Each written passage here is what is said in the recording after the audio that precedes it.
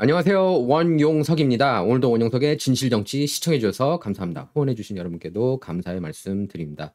자, 맷 게이츠가 과연 법무장관이 될 것인가, 그렇지 못할 것인가. 예, 지금 귀추가 주목이 되고 있습니다. 뉴욕타임스를 보면은 이제 트럼프가 맷 게이츠를 포기할 수도 있다. 뭐 이런 내용의 기사도 보도했는데요. 글쎄, 맷 게이츠 어차피 상원 인준은 처음부터 불가능했거든요. 관건은 이제 휴회 때 인준을 강행하느냐, 임명을 강행하느냐, 그게 이제 관건이었습니다. 그런가 하면은 또 버락 오바마가 이제 뭐 케냐에서 태어났다, 또 논란이 또 다시 불거지고 있는데요. 얼마 전에 이제 흑인 유권자들 왜 트럼프 찍고 왜 저기 카말라 해리스 안 찍느냐 이렇게 호통을 쳤죠. 실제로 이 오바마에 대한 그 책에서 이렇게 케냐에서 태어났다 이 내용이 또 나와가지고 논란입니다. 뭐 버락 오바마가 오랫동안 이제 베리 소토로라는 이름으로 살았었죠. 그러다가 대학교 갈 무렵에 이제 그 LA에 있는 악시데널 컬리지 그때 갈 무렵에 이제 이름을 원래 베리 오바마 그렇게 바꿨다가 이제 버락 오바마로 또 바꿨는데요. 그래서 이제 트럼프가 아니죠. 사실 힐러리 클린턴이 그 버스 무브먼트를 일으켰죠. 버락 오바마가 미국에서 태어난 게 아니다. 케냐에서 태어났다. 실제로 이 책에서 이렇게 오바마가 케냐에서 태어난 걸로 이렇게 그 명시가 되어 있어요. 이 책이 뭐 잘못 출판했는지 뭐가 잘못됐는지 모르겠지만 뭐가 잘못됐다면 오바마가 따졌겠죠. 1991년도 책에 이제 그렇게 나온 겁니다. 오바마가 이제 세상에 알려지기 전입니다. 그래서 이제 그 첫 번째 자신의 자서전을 이제 내려고 그랬는데 그 책 보면은 서문에 케냐 출생이라고 나와요. 이건 뭐 제가 지어낸 게 아니고 제가 좀 이따가 보여드릴게요. 그 대목을. 출판 에이전시 Acton and Distle에서 준비한 책에 따르면 그렇게 나옵니다. 그러니까 이게 되게 웃기는 거예요. 우리 정치인들이 뭐 버락 오바마 언론에서는 엄청 띄웠죠. 마치 할리우드 스타보다도 더 멋있고 말 잘하고. 이 민주당 정치인들을 보면은 이렇게 가공된 그런 정치인이 많은 것 같습니다. 오바마도 좀 그런 면이 없잖아 있다는 얘기예요. 왜 또 이게 만약에 케냐 출생이라는 게 문제가 되면 왜 안 따졌습니까, 오바마? 왜 그때 정정 안 했어요? 그리고 민주당에서 2028년 대선 후보로 카말라 해리스를 또 준비한다. 이런 어처구니 없는 뉴스가 나왔습니다. 이런 뉴스가 나오는 이유는 여러분께서 그렇게 아셔야 돼요. 카말라 해리스를 메인스트림 미디어하고 빅테크가 계속 푸시하지 않았습니까? 그렇게 푸시한 거 우리 잘한 거다. 합리화하는 거라고 보시면 돼요. 2028년 대선 후보 안 나갈 겁니다. 카말라. 그렇게 죽 써놓고 나서 어떻게 나갈 수 있겠습니까? 3주 동안이나 3주가 뭐예요? 거의 한 달 넘게 45일이었던 걸로 기억해요. 기자회견 피하고 언론을 피한 후보를 그런 엉망진창 F학점 후보를 또 내보낸다? 2028년? 이거는 정말 그러니까 메인스트림 미디어가 이런 식으로 억지로 부려요. 이 사람 훌륭한 후보였어. 처음부터 우리 제대로 봤는데 국민들이 잘못해가지고 트럼프를 뽑은 거야. 그 내러티브로 가려고 하는 겁니다. 자, 트럼프가 이번에 당선된 결정적인 이유가 국경 이슈였죠. 남쪽 국경 뻥 뚫린 정책을 펼쳤죠. 조 바이든이요.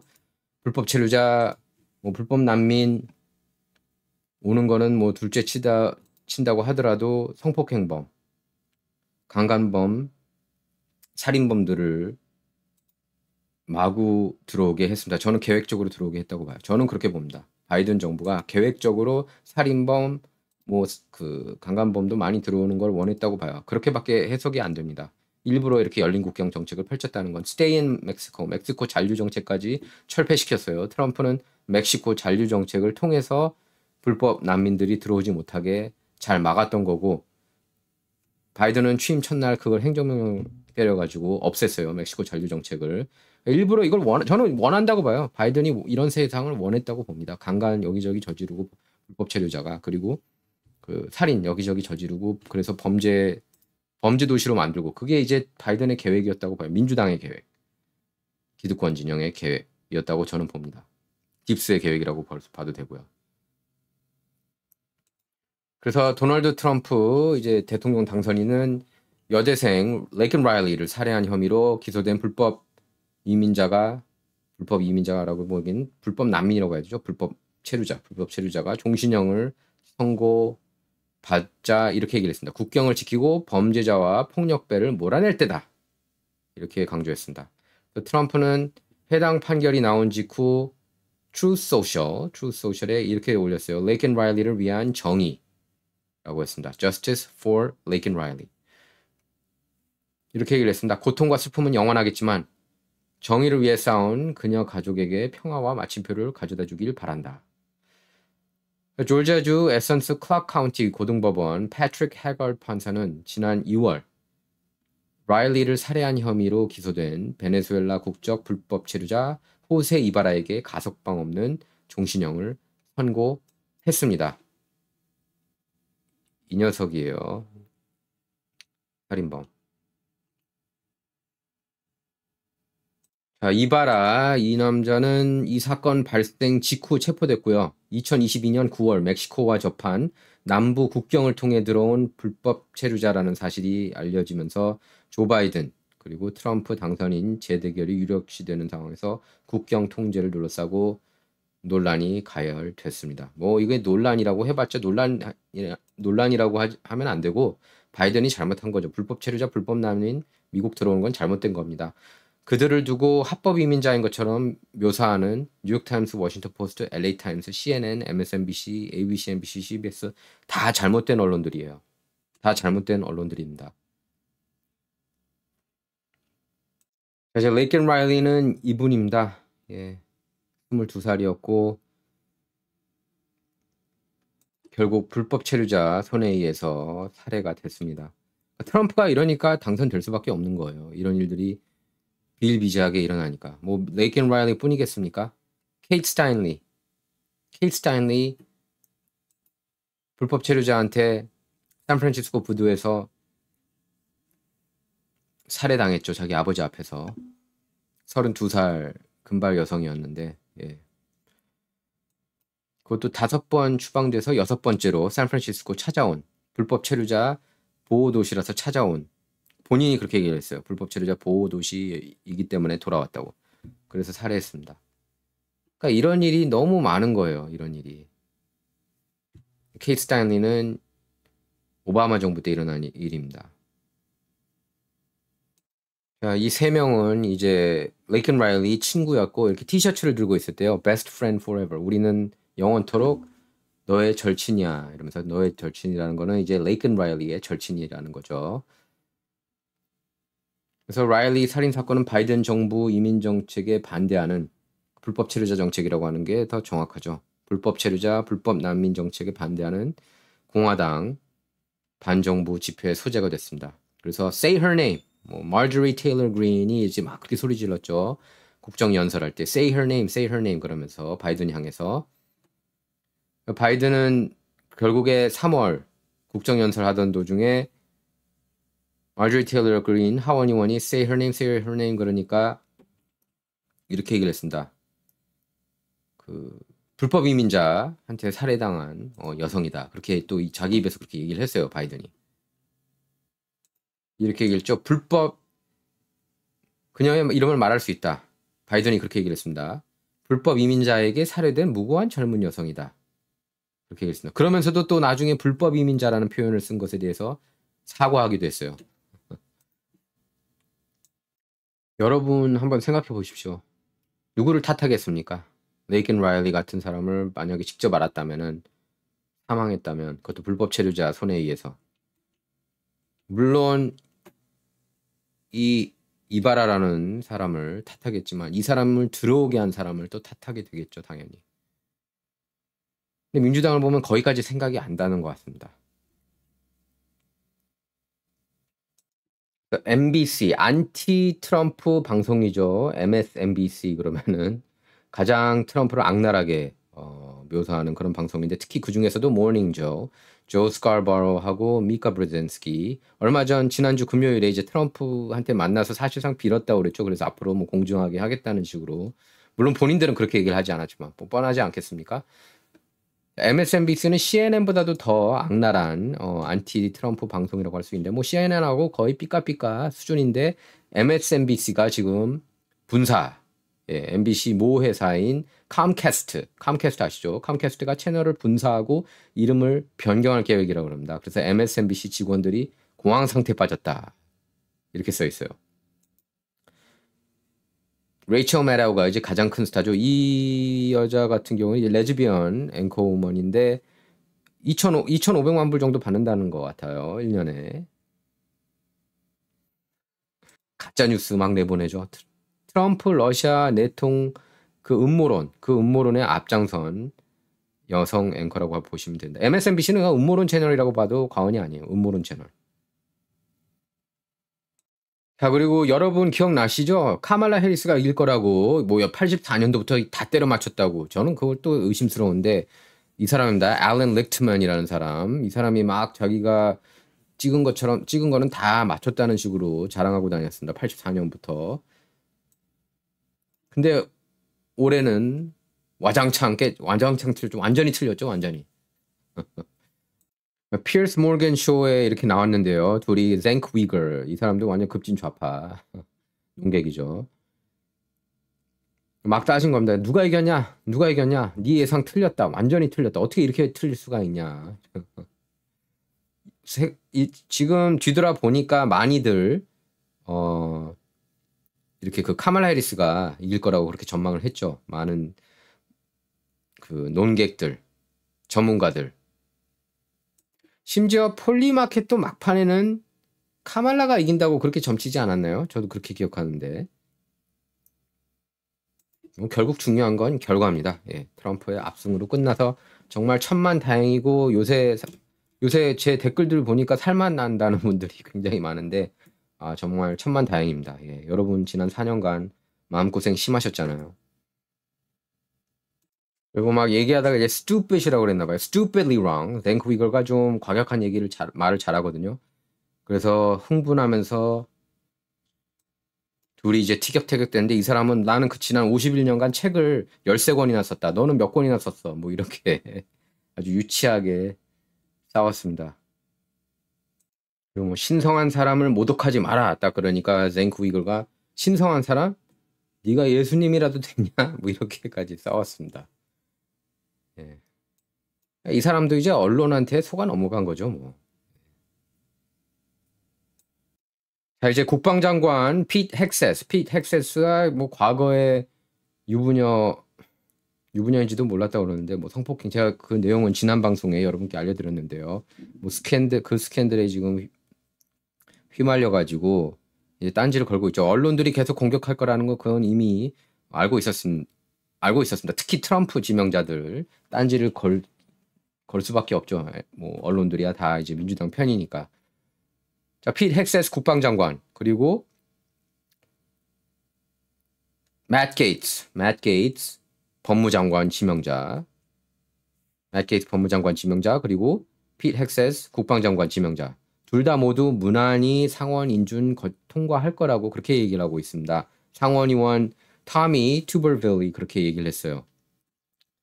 스티브 배넌이 진행하는 The War Room에 출연해가지고 글쎄요, 제가 지난 방송에서 상원 인준 쉽지 않을 거라고 그렇게 얘기를 했죠. 맷 게이츠에 대해서 많은 논객이 그렇게 얘기를 하고 있습니다. 보수 논객들이 맷 게이츠는 특히 힘들 거라고. 관건은 이제 휴회를 통해서 강행시키는 건데 이제 그걸 놓고도 이거는 뭐 너무 독재하는 거 아니냐 뭐 이런 비판이 나오고 있어요. 트럼프가 만약에 그렇게 한다면. 근데 저는 그렇게라도 그게 무슨 독재입니까? 그동안에 트럼프가 당한 것을 감안한다면 맷 게이츠 법무장관 지명자 법무장관 돼야 되고 핏 헥세스 국방장관 지명자 국방장관 돼야 돼요. 휴회를 통해서라도.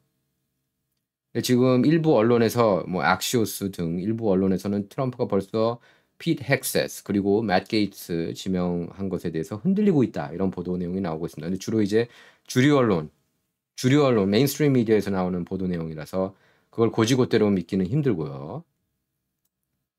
지켜봐야 될 것 같습니다. 어떻게 진행될지. 됐으면 하는 마음이에요. 저는 둘 다. 핏 헥세스 마음에 들고 맷 게이츠 더더욱 마음에 듭니다. 저는.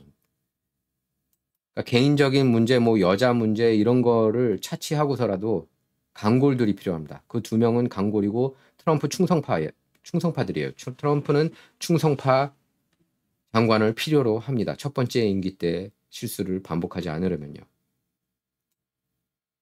자, 그리고 이제 캔디스 오웬스가 자기 방송에서 폭로를 했는데요. 오바마 케냐 출생이다. 그렇게 얘기를 했습니다. 한번 볼게요.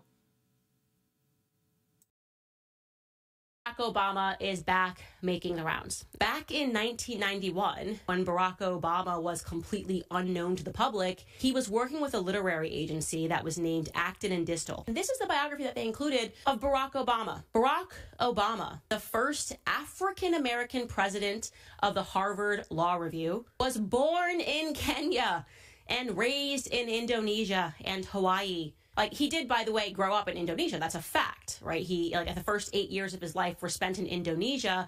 He went by the name Barry Soetoro. This is the Assisi Catholic Grammar School in Jakarta, Indonesia.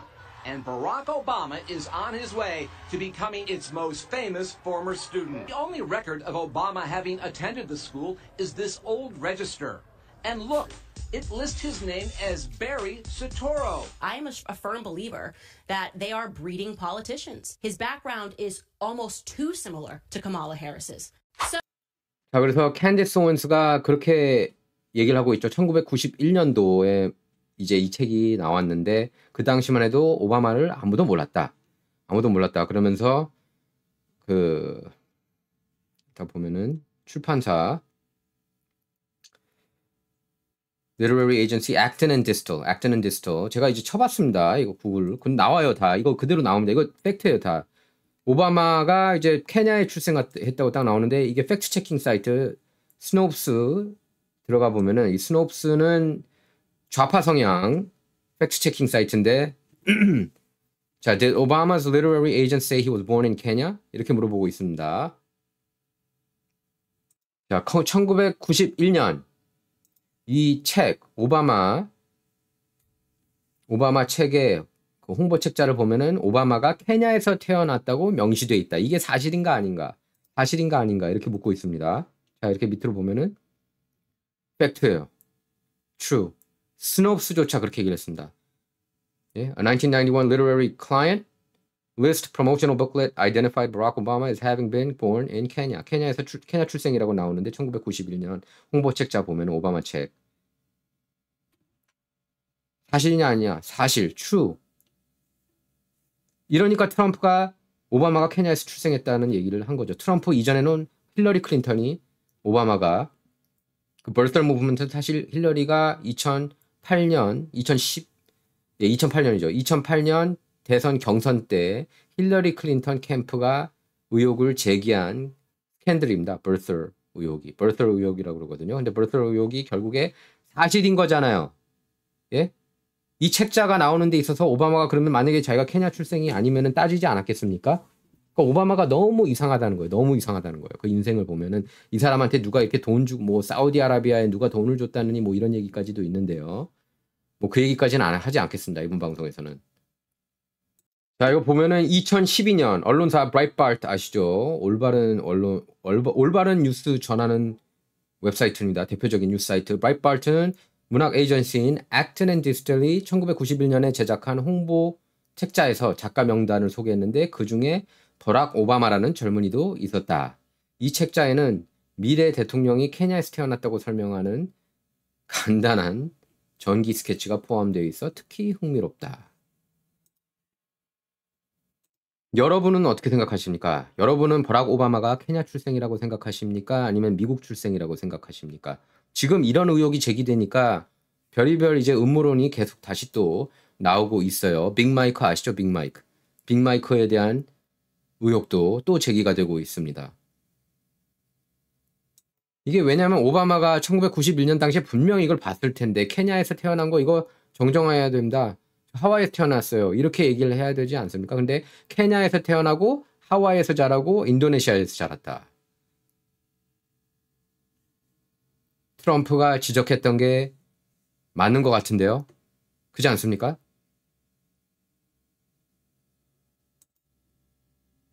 그러니까 결국에 트럼프가 했던 말들이 하나둘씩 다 알고 보면은 진실이었던 거예요.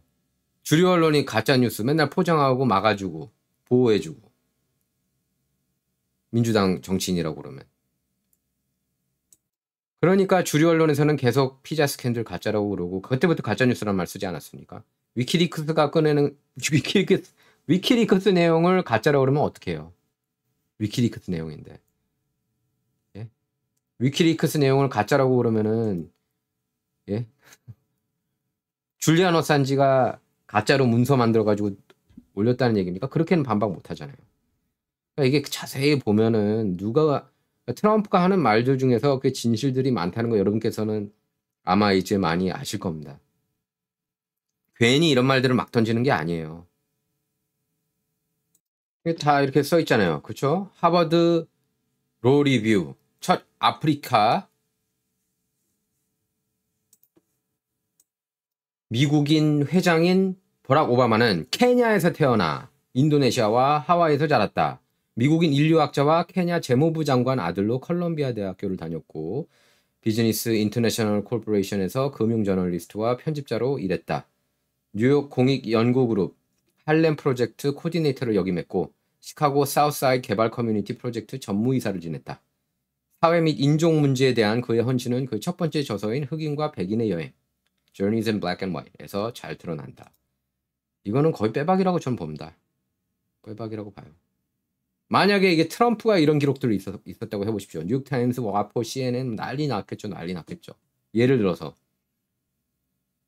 알고 보니 트럼프 미국에서 태어난 게 아니다. 독일에서 태어난 거다. 근데 생후 몇 개월 때 이렇게 들어온 거다. 뭐 한두 살 때 들어온 거다.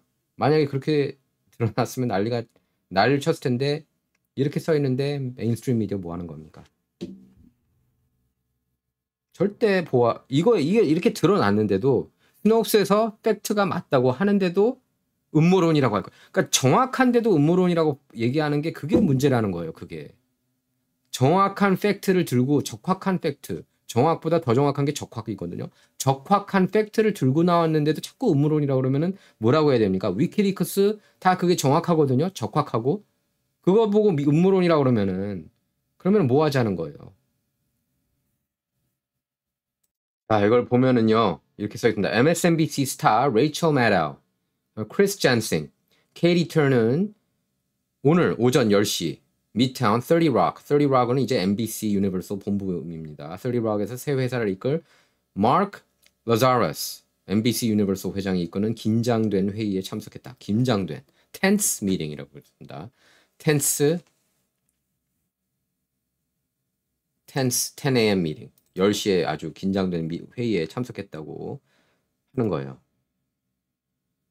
자, 계속 이어서 보겠습니다. 소식통에 따르면 해고가 임박한 것을 두려워하는 직원들은 새로운 법인이 MBC 뉴스 보도 조직에서 분리될 수 있다는 보도가 나온 직후 네트워크, 그러니까 MSNBC 얘기한 겁니다. MSNBC 이름, 로고, 본사를 변경해야 하는지에 대한 질문을 쏟아냈다고 합니다. 그러니까 걱정되는 거죠. MBC에서 이제 MBC 뉴스에서 이렇게 짜진다는 건데 그럼 MSNBC 도대체 어떻게 되는 거냐? 이제 여기에 채용된 직원들은 이제 걱정을 하는 겁니다. massive layoff를 걱정한다고 하니까 정리해고 걱정하는 거고요. 시청률이 그냥 뚝뚝 떨어졌거든요. 기록적으로 떨어진 거 제가 지난 방송에서 여러분께 전해드렸습니다. 계속 하기 전에 구독, 라이크, 공유 부탁드립니다. 구독, 라이크, 공유. 그리고 유튜브 검색창에서 원용석의 진실정지 이렇게 한번 써놓으면은 이렇게 새로운 영상들이 올 때마다 그게 나오거든요. 예, 그렇게 보시면 됩니다. 누가 그러시더라고요. 제가 이제 방송 잘 나오다가 최근 2개 방송이 약간 이상했거든요. 편집이 잘 안 돼가지고 그게 올라갈 때는 아무 문제 없었는데 뭐 구글 공격당하는 거 아니냐 모르겠습니다. 예, 그냥 저는 최선을 다 하고자 합니다. 계속해서 확인하고 또 확인하려고요. 오늘 영상은 마이크도 항상 이렇게 맞춰놓고 그러면은 또 이상하게 돼 있고 그렇거든요. 이번에는 정말 제가 확인해가지고 만약 이상하면 안 올리려고요. 오늘 방송. 근데 제대로 됐을 겁니다. 이 촬영 다 마치고 확인을 하려고 합니다. 자, 라자러스 회장에 따르면은 MSNBC 직원들에게 이 방송국 MSNBC 정체성을 바꿔야 할지 아니면은 집을 바꿔야 할지 본사를 바꿔야 될지 확신할 수 없다고 밝혔습니다. 그러니까 지금 패닉 상태입니다. 시청률이 너무 많이 떨어졌어요. 지금 MSNBC가. 자, 이렇게 써 있습니다. Everyone is in a panic because everything is up in the air. 모든 사람이 지금 패닉 상태다. 모든 게 불분명하다. 이렇게 얘기를 하고 있는 겁니다. MSNBC 내부자 얘기예요. 이제 추수감사절 크리스마스 다가오는데 사람 직원들이 지금 당황해하고 있고 어떻게 해야 될지 모른다. 지금 지쳐있다. 이렇게 내부자가 또 다른 소식통이 얘기를 한 거고요. MSNBC에서 근무하는. 자, 컴캐스트는 이렇게 밝혔습니다. 수요일에 조이 리드 그리고 로렌스 오다너 완전 급진 좌파 거의 정신 나간 수준의 그런 앵커들이라고 할 수 있는데요. 이런 앵커가 소속된 MSNBC가 스핀코라는 여기 스핀코 써 있죠. 스핀코라는 새로운 회사 일원으로 CNBC 옥시즌 그 연예 채널 있죠. 예전에 하워드 스턴 쇼도 여기서 나왔는데 그다음에 그 칼다시안 쇼도 이고요. SYFY인가요? 그리고 골프 채널에 합류한다고 발표했다. 이렇게 써 있습니다. 자, 음모론자이자 가짜뉴스 공장장 유명하죠. 레이첼 매더. 트럼프가 러시아 스파이다.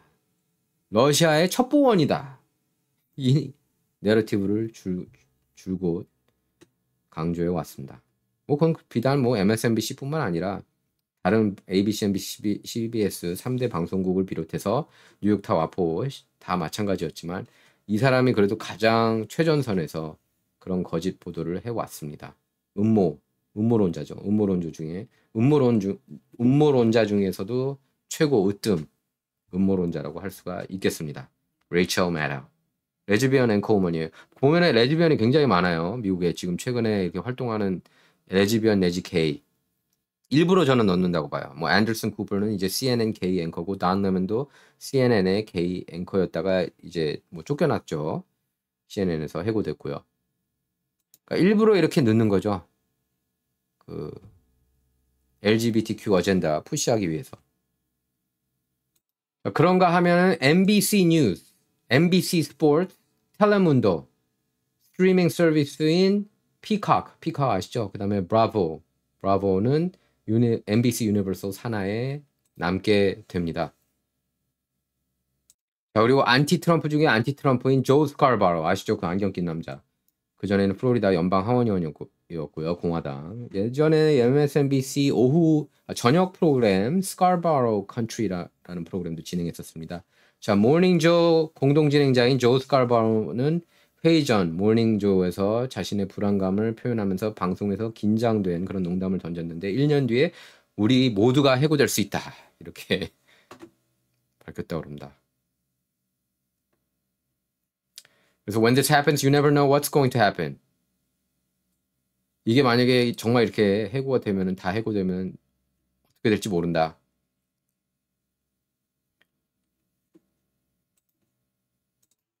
트럼프하고 어느 정도 연관되어 있는 것 같아요. 트럼프가 압승을 거두니까 MSNBC 그동안에 그 보도했던 내용들이 가짜 아니냐. 이거 뭐야 이거. 사람들이 안 보는 거예요 갑자기. 이거 뭐야. 너네들 카말라가 다 이긴다면서. 그리고 그러니까 얘네들 내러티브대로면 트럼프 같은 인간은 나오면 안 되는 거죠. 세상에 존재하면 안 되고 태어나서도 안 되는 거의 그런 인물인 것처럼 묘사하지 않았습니까? MSNBC가. 정리되는 데 있어서 한 1년 정도 걸린다고 그래요. 이렇게. 이 여자가 이제 바로 MSNBC 회장입니다. 흑인 여성이라서 회장으로 앉힌 걸까요? 그렇게 제가 또 얘기하면 좀 실력자일 수도 있는 거죠. 예. 근데 일단 MSNBC가 워낙에 그런 인종 카드를 너무 많이 꺼내니까 그렇게 의심을 하게 되잖아요. 예. 러시다 존스입니다. 러시다 존스. MSNBC 회장. 딱 봐도 근데 트럼프 싫어할 것 같은데요. 자, MSNBC하고 분리될 것이라는 전망에 회사 내 기자들 사이에서 두려움이 커진 이유는 무엇보다도 MSNBC 그리고 경제 전문 채널이죠. CNBC가 일상적으로 보도와 기고자를 공유하기 때문이라고 밝히고 있습니다. 예, CNBC는 저도 옛날에 이제 일어나면 항상 맨날 봤던 옛날에는 채널인데 거기서 이제 중국계 진행자 멜리사 리 그 프로그램을 좀 많이 봤던 것 같아요. 예전에는. 자, 여기 이렇게 나옵니다. 안티 트럼프 방송국이라고 아예 대놓고 썼네요. 뉴욕포스트가. 선거일 이후 평균 시청자가 55만입니다. 그리고 어떤 시간대는 뭐 5만 뷰 이렇게 나오나요? 이렇게 나온대요. 뭐 5만 뷰, 4만 뷰, 뭐 거의 유튜버들 수준으로. 뭐 저 같은 경우에는 올해 이제 제일 많이 나온 게 이제 구글의 제재 속에서도 불구하고 뭐 8만 3천 개막 그 대선 방송 8만 4천인가요? 그 정도 나왔는데 그것보다 이제 안 나오는 거죠. MSNBC가 시간대 그 시청자 보면 어떨 때는 프라임타임 시간대에서는 MSNBC 시청자가 53%나 떨어졌다고 그럽니다. 닐슨에 의하면 닐슨 시청자 보고서에 의하면 말이죠. 자, 비즈니스 사업이 잘 좋지 않다 이렇게 써 있습니다. MSNBC가 지금 MSNBC뿐만 아니라 CNN도 안 좋아요. 여기 S&P 글로벌 인텔리전스 산하 시장 조사 기관인 케이겐 추정에 따르면 MSNBC는 2023년 말에서 2025년 말 사이 가입자 약 10.5%를 잃을 것으로 예상한다고 이렇게 전망하고 있습니다. 자, 이 사람이 이제 컴캐스트, MSNBC 그리고 MBC 뉴스 모기업인 컴캐스트 CEO 브라이언 로버츠입니다. 자, 경쟁사인 CNN도 비슷한 감소세를 보였는데 평균 시청자 수는 41만 3천 명으로 10월 평균 대비 22%나 감소했습니다. 황금 시간대 시청률은 43% 하락했습니다. 그런가 하면 케이블 뉴스 부동의 1위죠. 2000년부터 아마 24년 연속 1위 하는 걸로 알고 있습니다. 뉴스. 박스뉴스 시청자 수는 선거 이후 몇 주 동안 계속 증가하고 있는데요. 네트워크 하루 총 시청자 수는 38% 증가했고 황금 시간대 시청자 수는 21%나 증가했습니다. 이렇게 인기가 많은데 박스뉴스가 이렇게 인기가 많은데 왜 한국 언론, 한인 언론은 전혀 그냥 완전히 외면하는지 모르겠어요. 진짜 누구 말대로 친중국 자본이 많이 들어가서 그런 건지 한국에서 누가 그런 얘기를 자꾸 듣게 돼요. 저는. 그게 사실인지 모르겠습니다. 저는. 근데 솔직히 몰라서 그러는 경우가 태반이에요. 그거는 제가 확인해서 전해드리는 말입니다. 몰라요. 진짜. 박스뉴스가 어떤 얘기하는지. 자, 그리고 맷 위테커는 저랑도 이렇게 인터뷰를 몇 번 했는데요. 몇 년 전에 KCPAC 일원으로 그때 이제 그 KCPAC 미팅에 이렇게 패널로도 참석하기도 했습니다. 매튜 위테커. 뭐 제프 세션스보다는 훨씬 좋았죠. 매튜 위테커. 그래서 트럼프 대통령에 의해서 이렇게 나토 대사로 지명이 됐습니다. 나토 대사. 매튜 위테커. 강골 느낌은 좀 아니었어요. 그래서 저도 법무장관으로 후보에 오르긴 했지만 법무장관으로는 조금 약하지 않나 생각을 했습니다. 이분보다는 맷 게이츠가 더 강골이죠. 트럼프 첫 번째 임기 때 이제 충성파로 입증이 된 인물입니다. 그래서 트럼프 러시아 내통 스캔들 빨리 끝내라 이렇게 압력을 가한 분이에요. 자, 그리고 마이클 린델 아시죠? 마이필로우 이분이 하시는 그 벽에가 그렇게 편하다고 그럽니다. 그런데 뭐 트럼프 너무 친트럼프라고 Bed Bath and Beyond 뭐 이런 데서 퇴출이 됐었는데요. 마이필로우 CEO 이 사람이 옛날엔 마약 중독자였다고 그럽니다. 근데 그걸 극복하고 이렇게까지 일어난 거예요. 마이필로우 CEO 마이클 린델이 연방선거 보안 책임자로 이렇게 지명이 됐답니다. 트럼프로부터. 그러니까 이 사람이 이제 선거 이슈 1월 2020년 대선이 문제가 있다. 장난질이 있다고 계속 줄곧 지적해 오신 분입니다. 그래서 좀 믿음이 가요. 자, 지금 이렇게 보도 내용이 하나 나왔는데요. 국방장관 지명 철회 실제 가능성이 있다. 핏 헥세스 이렇게 나오고 있습니다. 아무래도 그 섹스 스캔들이 좀 이슈가 되고 있는 것 같습니다. 근데 이걸 보도한 언론이 이제 안티 트럼프 언론이죠. Vanity Fair 특파원, 특별 특파원 게이브리얼 셔먼이라는 분입니다. 지금 보고서에 따르면 이제 그 소식통이 이제 얘기한 겁니다. 셔먼 기자한테 그 인수인계 멤버들이 화가 났다는 거예요. 텍사스가 2017년 공화당 여성 행사에서 캘리포니아에 있던 행사였다고 합니다. 북가주. 그 여성 행사에서 자신을 성폭행했다고 주장한 여성에게 합의금을 지급한 사실을 밝히지 않은 것에 대해 불만을 품고 있다는 겁니다. 보통 이걸 다 얘기해야 돼요. 어떤 자리에 지명될 때 다 본인 스스로가 다 얘기를 해야 된다. 자기 과거에 이러이러한 잘못이 있다고. 이런 자기가 잘못하지 않고 누명을 쓴 거라도 밝힐 의무가 있습니다. 근데 그걸 이제 밝히지 않은 것에 대해서 이제 화가 났다는 거죠. 결국에 이제 트럼프가 조금 화가 난 게 아닌가 싶어요. 만약에 이 보도 내용이 사실이라면, Vanity Fair가 보도한 내용이 사실이라면. 참고로 Vanity Fair가 제프리 앱스틴 아일랜드에서 이렇게 몰카로 그 유명 인사들 성관계한 거를 이렇게 미성년자들 대상으로 성관계해가지고 영상으로 촬영해가지고 그 약점을 잡고 있다.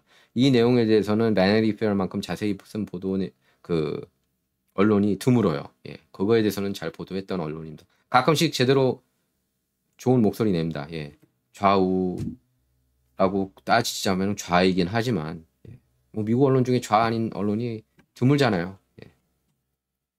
뭐 Fox News, Breitbart, 워싱턴 익자미너, 월스트리트 저널에서는 사설 쪽만 그렇고 좀 보수적이고 그렇다고 뭐 친트럼프라고 볼 수는 없고요. 뭐 내셔널 리뷰도 친트럼프는 아닙니다. 그러니까 보수 언론이라고 해도 친트럼프는 아닌 거예요. 워싱턴 타임스는 트럼프 지지했는지 모르겠어요 이번에. 워싱턴 타임스도 워싱턴 타임스가 그래도 좀 예, 그나마 친트럼프고 뉴욕 포스트 예, 트럼프 지지했죠. 많지가 않고 예. 오히려 이제 팟캐스터들, 유튜버들이 이제 친트럼프가 있다고 할 수가 있겠습니다. 안티 주류 언론이면은 거의 이제 친트럼프가 되는 거죠. 근데 이제 보수면서도 그렇게 안티 주류 언론 또 그 스탠스를 안 취하는 사람들도 꽤 많습니다. 그래서 지금 트럼프 인수인계 팀에서 다른 후보도 물색 중이라고 하네요. Vanity Fair 보도 여러분께서는 믿으십니까? 자, 그래서 트럼프가 이번 백악관에서는 뭐 자신한테 적대적인 그런 언론들도 당연히 이제 초대하게 할 거라고 그래요. 저는 이제 그런 것 같아요. 뉴욕타임스, 와포, CNN 같은 데서 뭐 CBS, ABC, MBC 이런 언론사들하고 단독 인터뷰는 이제 더 이상 안 주는 게 낫지 않나 그런 생각이 듭니다. 근데 일단은 적대적인 언론들 백악관 그 취재단에 이렇게 합류시키겠다 그러고 특히 이제 유튜버들, 팟캐스터들을 안 치겠다는 그런 뜻을 밝히고 있습니다. 왜냐하면 유튜버들, 팟캐스터들이 더 정직하거든요. 더 진실된 그런 뉴스가 많습니다. 지금 보면은. 그래서 이제 인기가 많아진 거예요. 뭐 조 로건부터 해가지고 뭐 여러 팟캐스터들 많죠. 팟캐스터들은 사실 보수 진영이 더 휩쓸고 있다고 해도 과언이 아닙니다. AM 라디오에서 보수가 다 휩쓸고 다니는 것처럼 유튜브 세상에서도 그러니까 그 소셜 미디어 상에서도 인스타그램과 페이스북은 달라요. 하지만 유튜브는 제가 볼 때 전반적으로 보수가 좀 더 세력이 크다고 볼 수가 있습니다. 저는 한 7대3 정도 되는 것 같아요. 그 비율이. 진보 좌파 쪽에서 이렇게 슈퍼스타들이 많지가 않아요. 뭐 뉴욕타임스도 뭐 팟캐스트 시도하고 그러는데 그렇게까지 인기가 있지 않습니다. 예.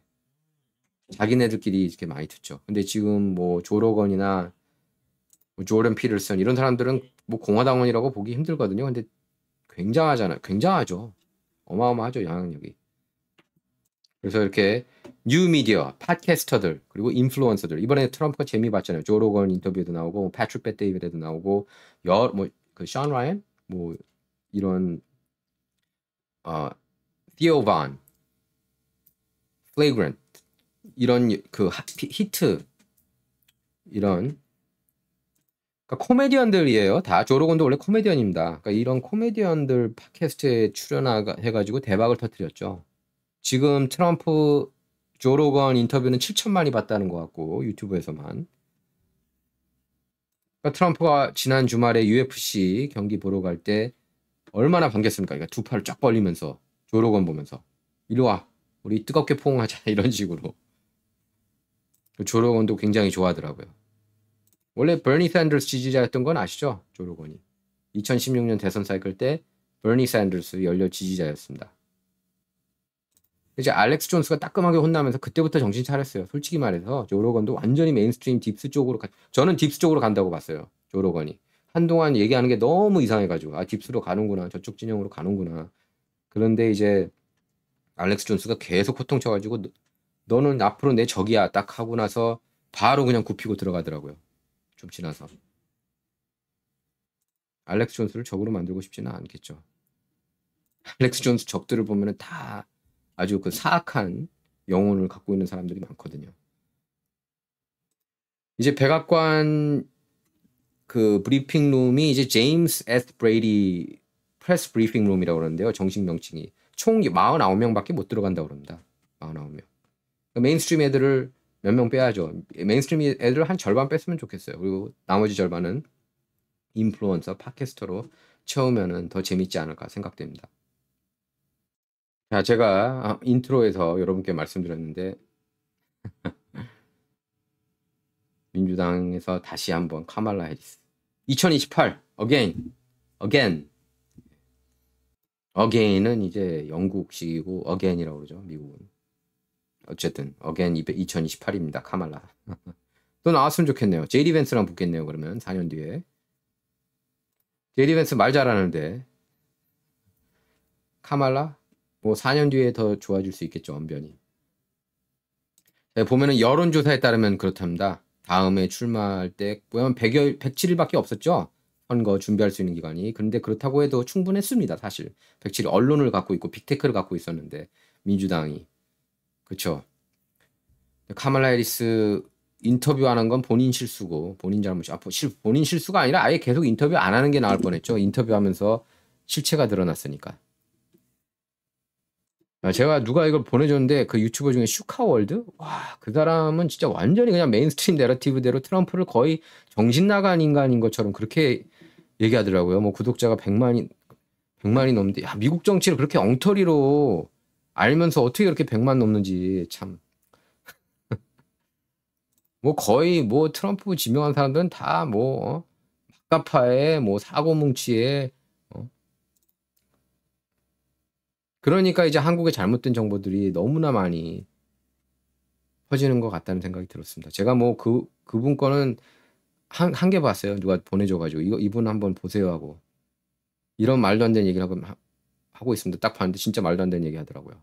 너무 그리고 편향적이고 마치 트럼프는 정신 나간 미친놈처럼 그러니까 아직 바뀌지 않았다는 게 느껴진다. 한국 언론들이. 그러니까 앞으로 향후 4년간 한국 언론 그냥 안티 트럼프 갈 것 같아요. 그대로. 친 바이든, 친 카말라, 친 민주당 그 성향으로 그냥 계속 갈 것 같습니다. 한국 언론들은 뭐 이제 보수 언론 할 것 없이 다 그냥 그렇게 미국 정치 다룰 때는 다 친민주당 성향이 되는 것 같더라고요. 보니까. 근데 일부 분들은 이렇게 좀 깨어 있으신 분도 계시긴 하지만 전체 흐름을 얘기하는 거예요. 전체 흐름. 왜냐하면 이제 한국의 그 주류 언론 중에서도 제 방송 보시는 분들이 많이 있더라고요. 솔직히 말해서. 많이 있는데 근데 그런 얘기를 근데 이제 쉽게 이렇게 패러다임을 완전히 바꾸기는 좀 쉽지 않는가 보더라고요. 그러니까 트럼프에 대한 진실이 이제 잘 모르는 거죠. 그러면은 어떤 누명을 받아왔는지 얼마나 억울한 일들을 많이 당해왔는지 트럼프가 그리고 처음부터 끝까지 이렇게 유세도 안 보는 것 같고 보면은 그 슈카월드 딱 보내주는데 보고 나서 야, 그냥 기가 차더라고요. 야 이런 분이 뭐 하루 올렸는데 미국 정치 원래는 그분이 금융 쪽이 전문인 것 같은데 뭐 한 55만 뷰 나오더라고요. 그래도 그러니까 그 잘못된 정보가 그냥 쫙 퍼지는 거잖아요. 그럼 그 55만 명한테 그런 생각 들더라고요. 그런 채널은 절대 제재 안 하겠구나. 친민주당 성향 유튜브는 제재 안 하는 것 같아요. 자, 카말라가 1위고 2위가 가빈 뉴섬이고 3위가 조시 샤피로, 4위가 핏 부리지즈입니다. 제가 볼 때 핏 부리지즈는 힘들 것 같아요. 게이라서, 동성애자라서 쉽지 않을 것 같고, 솔직히 미국 문화에 여전히 기독교 문화가 불이 박혀 있습니다. 이번 선거에서 보면 알 수 있잖아요. 조시 샤피로가 그나마 여기선 제일 낫다고 봅니다. 이 4명 중에서. 조시 샤피로는 펜실베니아 주지사고 원래 카말라 해리스가 부통령 후보로 지명을 고려하다가 안 했죠. 그래서 팀 워크 미네소타 주지사. 저희들한테는 고맙게도. 가빈 뉴섬은 역시 캘리포니아 출신 정치인이 지금 1, 2위인데 캘리포니아 출신이라고 그러면 캘리포니아가 너무 급진 좌라고 생각을 많이 하고 있습니다. 경합주에서 다. 그 제가 볼 때는 이번 경합주 중에서 몇 개 주들은 완전히 빨간 주로 저는 어쩌면 7개 주가 전부 다 빨간 주가 될 것 같아요. 향후 4년 뒤에 한번 보겠습니다. 제가 이번에 싹수리승 전망을 맞췄죠, 이번에. 7개 주 싹수리승. 아마 논객들 중에서 7개 주 싹수리승을 거둘 거라고 예상한 분은 거의 없을걸요. 예. 미국 쪽은 거의 제가 한 명도 못 봤고, 제가 아마 그 한인, 그 미국 정치 다루는 그런 그 농객으로서는 아마 유일하지 않을까 싶습니다. 뭐 더 누가 있었으면 알려주세요. 근데 7개 주 구체적으로 싹수리승 제가 이제 전망을 했는데 4년 뒤에는 그 7개 주가 저는 다 빨간 주가 될 거라고 봅니다. 예, 그렇게 저는 생각을 해요. 그러니까 펜실베니아, 디트로이트, 미시간, 조지아, 애리조나, 네바다, 노스캐롤라이나, 위스콘신까지 저는 다 빨간주 될 것 같아요. 한번 보겠습니다. 그런데 이제 민주당 쪽에서 이렇게 한번 낙선하고 재출마한 경우는 극히 드뭅니다. 제 기억으로는 없어요. 존 캐리 졌고 2004년에 없어요. 힐러리 졌고 카말라가 이번에 지고 또 나온다? 말이 안 됩니다. 그리고 너무 허접한 후보라는 게 드러났잖아요. 너무 그러니까 말을 이렇게 못하니까 문장을 잘 구성을 못하잖아요. 자, 또 트럼프 충성파가 중요합니다. 왜냐하면 오바마는 다 충성했거든요. 바이든도 다 충성합니다. 민주당 쪽 보면은 이렇게 반발하고 책 쓰고 이런 사람이 없어요. 해고당해가지고. 트럼프는 해고도 많이 했죠. 그런데 그건 잘했다고 저는 봅니다. 자, 캐시 패텔이 데빈 뉴네스 정보위원장, 전 정보위원장, 연방하원의원이죠. 베이커스필드 그 중가주, 그러니까 미드 캘리포니아 에리어에 있는 그 베이커스필드 그쪽에서 이제 그 보좌관으로 활동을 하면서 트럼프 러시아 내통 스캔들이 조작됐다는 것을 들춰내는데 혁혁한 공을 세운 분입니다. 캐시 패텔을 FBI 국장으로 지명할 거라는 얘기가 나오고 있어요. 이 사람 좋습니다. 예. FBI가 어떻게 극악무도한 행위를 했는지, 트럼프가 러시아 스파이라고 그런 누명을 씌우는데 얼마나 극악무도한 행동을 했는지 이 사람만큼 잘하는 사람은 없어요. 저는 100% 찬성합니다. 지금까지 지명 후보들, 지명자들 다 좋아요. 전 다 마음에 듭니다. 맷 게이츠 마음에 들고, 핏 헥세스 마음에 들고, 다 마음에 들어요. 메인스트림 미디어가 싫어하는 사람일수록 더더욱 마음에 듭니다. 저는. 트럼프 충성파가 들어가는 것을 싫어하거든요. 여기저기 그 기밀 유출하고 언론 유출해서 트럼프 정부가 이렇게 흔들리는 모습을 원하는 게 바로 주류 언론들입니다. 그러니까 걔네들이 싫어하는 지명자가 좋은 지명자인 거죠. 트럼프 충성파라는 얘기죠. 그리고 잠시 전할 말씀드리겠습니다. 메가 알부민 순수 미국산 100% 알부민입니다. 예.hnhkorea.com에서 추천인 진실정치라고 넣으시고 그리고 할인 코드 W20 넣으시면은 20% 할인 받으실 수가 있습니다. 자, 이렇게 전화번호는 213-500-3301번입니다. 213-500-3301번입니다. 웹사이트 통해서 가입하고 구매하는 게 어렵다 하시는 분들은 이렇게 전화하시면 됩니다. 213-500-3301 진실정치 보고 전화하셨다고 하면 20% 할인 받으실 수가 있습니다. 자, 그리고 비백 라마스와미하고 일론 머스크 정부효율위원회 수장들이죠. 도우즈라고도 하죠. 그래서 정부 효율부 수장으로 둘이 이제 발탁된데 월스트리트저널에 기고했습니다. 월스트리트저널 기고에서 도우즈가 추진할 연방정부 구조조정에 대한 구상을 소개했습니다. 트럼프는 이 두 기업인이 일론 머스크, 그다음에 비백 라마스와미도 억만장자예요. 이 둘이 신설하는 도우즈를 이끌면서 정부 관료주의, 과도한 규제, 낭비성 지출을 없앨 것이라고 밝혔었죠.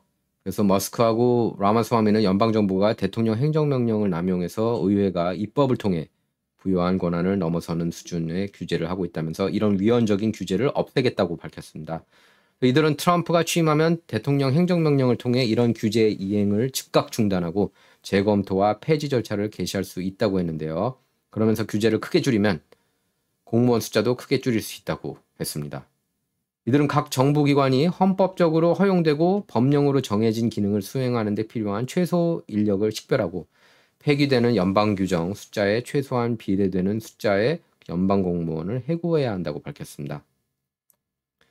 다만 자리가 없어진 공무원이 민간 부문으로 이직하도록 돕겠다면서 대통령이 기존 법을 근거로 조기 퇴직자의 인센티브나 자발적 퇴직 수당을 줄 수 있다고 했는데요.